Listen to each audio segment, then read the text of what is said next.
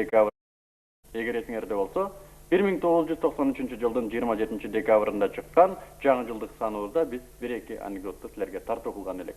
Мына ошондон кийин биздин адреске көптөгөн анекдоттор келе баштады.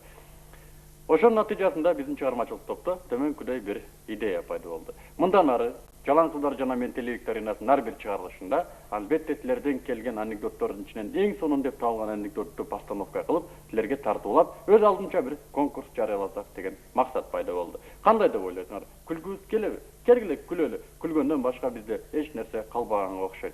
Келгиле, анда анекдот. Бул анекдотту бизге Нарын шаарынан Асылбек деген жигит жазып берген экен. Бул бир айдын ичинде келген бир канча анекдоттордун ичинен биздин көз карашыбызча эң сонун деп табылган анекдот болуп калды. Анда күлөлү.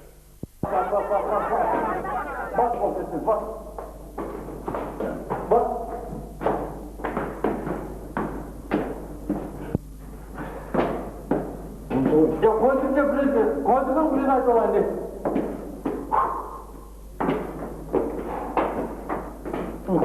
Koydukça bilirsin var.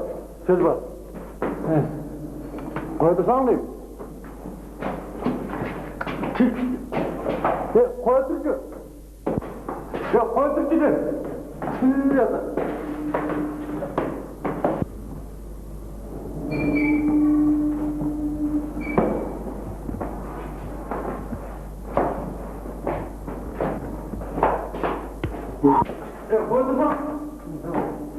Belkiler yapamayım ki.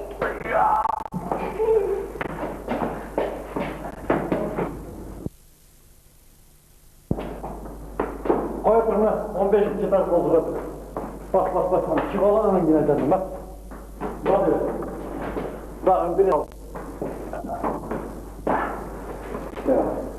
16. tane koy. 16 koyayım. Ne oldu? Ne zaten attın ya? Ne? Başka paçetke gir olmadık mı? Oy!